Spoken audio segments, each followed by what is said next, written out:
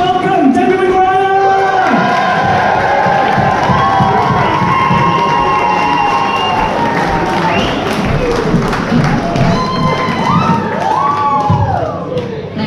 Thank you, what a lovely welcome. Thank you for supporting all of us artists today. It's made me feel all warm and fuzzy, just like a minge. No, we haven't got any snowflakes in today because, see, I'm a little bit uncouth. And if you're easily offended by a woman swearing and talking about a clunge, you're in the wrong place. Kindly fuck off. So now let's got rid of the snowflakes. We can start proper. Hi, I'm Debbie. Hello. I wasn't always called Debbie though. No, I used to have another name. Another name that, well, in recent years it's come to be known as something of a derogatory term for a certain type of woman. Funny. No, madam. It's not funny, but that's a very good guess. Thanks for joining in. No, I'm sorry to say that when I was born, my mother named me Karen. Yes, I'm a fucking Karen. But it's not all doom and gloom. I was adopted as a baby and renamed. So that was nice. But being renamed at such a young age didn't erase the Karen DNA entirely. And I do sometimes find the urge to ask, can you just go and get your fucking supervisor, love? Have we got any Karens in the audience, by the way? Tumbleweed. Yeah, they're probably all still in the manager's office after Sam's funeral joke. Anyway, enough of the Karen shaming. So, I'm adopted and I'm okay with that. I've got no problem with it. But my earliest memory was actually pre-adoption. And unbelievable as it may sound, I actually remember the very moment that the midwife slapped me arse. Because I was so fucking traumatised and outraged that I launched an inquiry into the institutional abuse of newborns by the NHS. My second memorable Karen moment was when my mother was breastfeeding, and it was in public. Well, I kicked right off, didn't I? Yeah. For the shameful fucking disregard she had for the other customers in Greggs. I think that was the last straw, to be honest, for my Bible parents. And I can imagine they said something like, shall we just get her adopted? We can always try again. But Karen and Debbie are not the only two names I've been known by. Oh no, I have many names. Now at this point you're probably thinking, what, she's got another name? Who the fuck let her out? Well, bear with. You see, a few years ago I gave myself a new name, and that name is Riley D. McGuire, and it's my stage name. Yeah!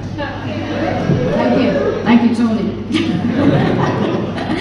And although I've never done stand-up before, I am used to treading the boards as an actor. And when I tell people I'm an actor, they invariably say the same thing, which is, have you speeded anything that I might have seen? And my answer is invariably, probably fucking not. Because you see, I'm not a very successful actor. Oh, it's sadder than that. But because I'm not a very successful actor, I haven't done much paid work, but I did have one paid advert. It was an Emmerdale themed gala bingo ad.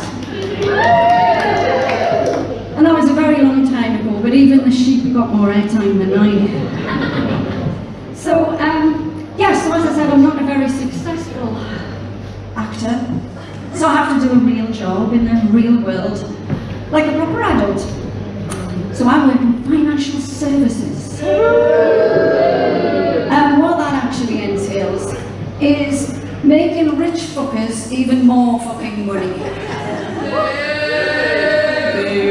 So I guess that makes me a Tory as well as a Karen. So, yes, in the real job, it's a bit ironic really, working in finance, because, well, I'm always fucking skint. So, each week me and the hubster are working out, can we afford the luxury of a Chinese takeaway this week? Or do we just have to have a curry flavoured pot noodle again? But, I digress. Speaking of healthy, nutritional, delicious food, I'm actually on a diet.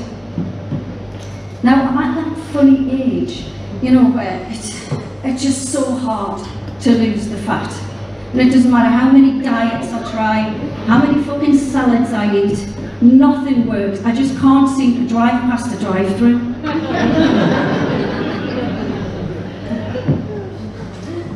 But being a curvy lady isn't all that bad.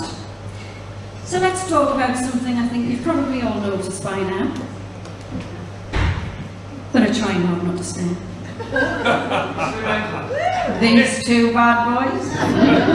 Me tits. Or as I like to call them, Gron and Phil. Now I call them that because, although they look similar, Gron is a lot bigger than Phil. But I think Phil could take Gron in a fight.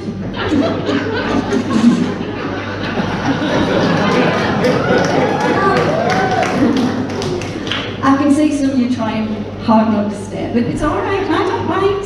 I realise once you've seen them, they're quite mesmerising, aren't they? But the thing about my chesticles is, the more weight I put on, the bigger they get. Win-win. So my husband's a feeder. You know, sometimes I do wonder if people only talk to me because of Grant and Phil.